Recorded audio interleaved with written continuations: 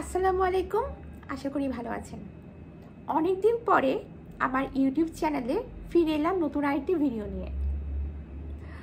আশা করি নিয়মিত এই চ্যানেলে আমার নতুন নতুন ভিডিও আপলোড হবে এবং বিভিন্ন টপিকস নিয়ে কথা হবে।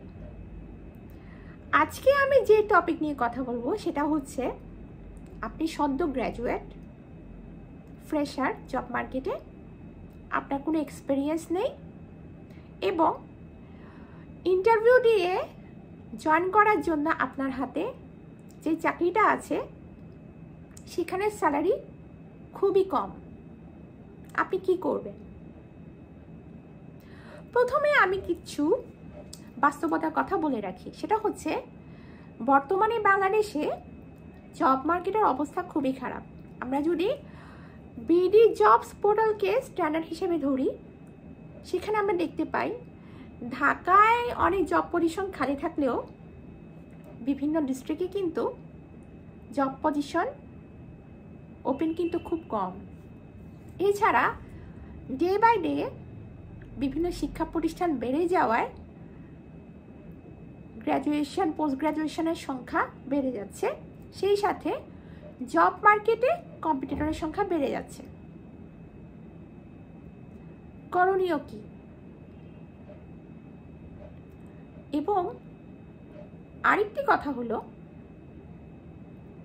অনেকের অনেক রকম স্বপ্ন থাকে, সেই স্বপ্ন নিয়ে কিন্তু পড়াশোনা করতে আসে। তাদের সাথে মা বাবারাও স্বপ্ন দেখে যে পড়াশোনা শেষ হলে সংসারে হাল ধরবে।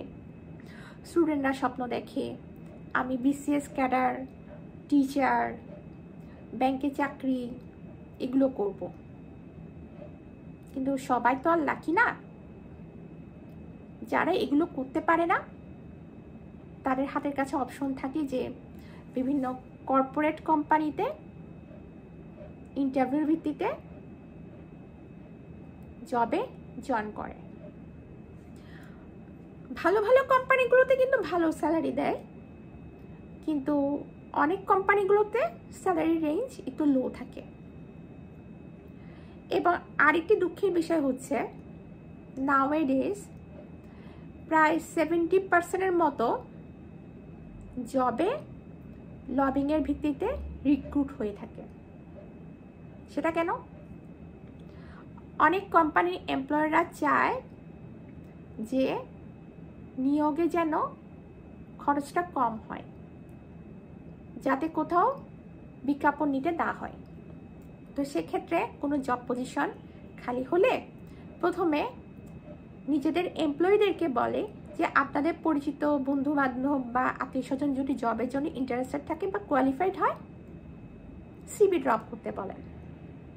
তো সেক্ষেত্রে জব সার্কুলার দেওয়ার প্রয়োজন হলো না, ইন্টারভিউতে খুব বেশি ক্যান্ডিডেটও হলো না, ঝামেলাও কমে গেল, খরচও কমে গেল। এই হচ্ছে তিতা বাস্তবতা। এখন আপনি ফ্রেশার, আপনি ইন্টারভিউ দিয়েছেন, আপনি নতুন জবে জয়েন করবেন, যে জবের স্যালারি রেঞ্জ খুব কম, আর কোনো অপশন নেই। আপনি সেই জবে জয়েন করবেন নাকি করবেন না?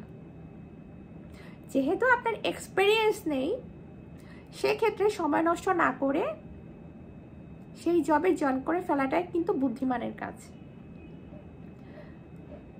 স্যালারি যতই কম হোক না কেন, অনেকে আছে যে স্যালারি কম দেখে দিনের পর দিন টাইম কিল করে। দেখা যায় তাদের এক্সপেক্টেড স্যালারি চাকরি কিন্তু পায় না। তো দিন শেষে অন্যদের থেকে তারা কিন্তু অভিজ্ঞতার বিচারে পিছিয়ে যায়। তো আপনি আপনার স্যালারি রেঞ্জ হয়তো পাচ্ছেন না এক্সপেক্টেড, কিন্তু আপনার অভিজ্ঞতা কিন্তু পাচ্ছেন। কোনো রকম যদি একটি বছর সেই জবে সার্ভাইভ করতে পারেন, কাজ শিখতে পারেন, সেই ক্ষেত্রে আপনি অভিজ্ঞতা যদি অর্জন করেন, অন্য কোম্পানিতে বেটার অপরচুনিটি নিয়ে আপনি জাম দিতে পারবেন। এবং এই ক্ষেত্রে আরেকটা কথা বলে রাখি, অনেকে আছে যারা বোকা, তারা মনে করে যে আমাকে স্যালারি কম দিচ্ছে, আমাকে বাড়তি কাজের জন্য কোনো এক্সট্রা পে করছে না, সো আমি আমার ডিউটি রেসপন্সিবিলিটিস পালন করে বাসায় চলে যাব তাড়াতাড়ি। আমার আরেকজনের কাজে হেডেক নেওয়া কি দরকার? অথবা কোনো কলিগ হয়তো আপনাকে হেল্প করতে বললো, আপনি হেল্প করলেন না, লুজার কিন্তু আপনি হচ্ছেন। কিভাবে হচ্ছেন? যারা বুদ্ধিমান তারা কি করে, চাকরিতে জয়েন করার পর প্রথমে নিজের ডিউটি রেসপন্সিবিলিটিস ভালো করে পালন করার মাধ্যমে কাজগুলো শিখে অভিজ্ঞতা অর্জন করে।